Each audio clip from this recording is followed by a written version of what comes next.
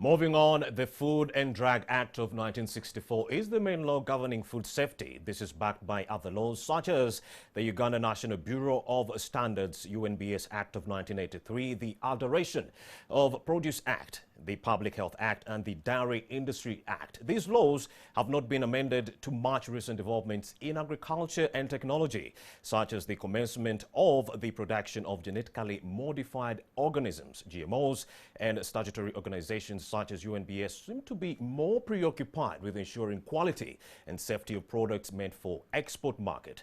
To expound on this and more, I'm now joined by David Kabanda, the Executive Director for the Center for Food and Adequate Living Rights. Welcome to NTV Uganda. Thank you very much. Well, David, the Center for Food and Adequate Living Rights has filed a public interest appeal against government's failure to establish national reserves. Help us understand what that means and what do you expect to gain at the end of this process? Yes, today the Center for Food and Adequate Living Rights has filed an appeal in the Court of Appeal against a judgment from the High Court, which was filed by our organization challenging government's inaction to establish national food reserves. Since 1995, these are 25 years, the government of Uganda has not established food reserves, and during COVID-19, many people didn't have food, and up to now many people have no food. We have been in communities and people are eating banana peelings, mothers sending their children to open rubbish pits to pick food. And when we got this judgment from court, we said no, we can't go to the higher court, and this is why we have gone to the Court of Appeal to ask the Court of Appeal to order government to establish national food reserves such that people's food security is enhanced and we protect them from malnutrition and death out of hunger.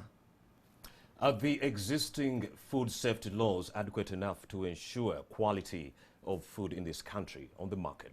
We have consistently been asking government to review these laws and then come up with laws that are appropriate. Where we are now, yes, there are some laws, but they are not appropriate, and implementation is also very low. So you find that we have too many issues. Even during the time when government decided to give out food, 38% of that food was contaminated with aflatoxins and other contaminants. And that is a violation of the right to food of Ugandans, because you must not serve food, or people must not eat food that is contaminated. So is there a need to amend the existing laws so that they can match up to the problems that are plaguing the country today? Yeah, these laws must be what amended. Will it take? It takes, we already have a bill in Parliament, but government has not prioritized that. You have realized that the issues to do with food have not been given that priority. But I think we have even had a chance where COVID-19 has showed us that one of those essential commodities that we have as human beings is food, and those services that you cannot dispense with is food services. And of course, the Center for Food and Adequate Living Rights has also contended that government has refused to regulate the cost of posho and beans. Why do you think our government is adamant to do that?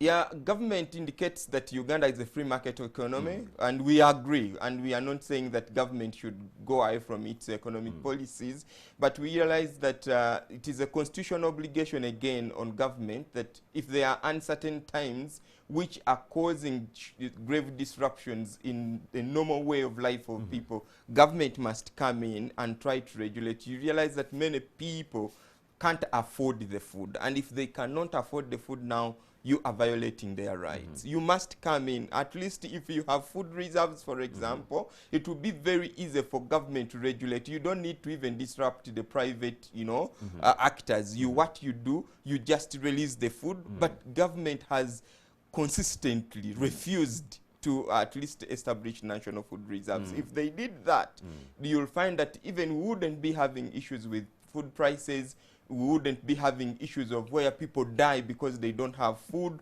wouldn't be having the acute malnutrition from children, and many people are suffering hidden hunger. Indeed. Yes, when people eat and think that they have eaten when they have actually not eaten anything. And finally, Mr. Kabanda, Yes. what recommendations as the Center for Food and Adequate Living Rights do you have for government moving forward?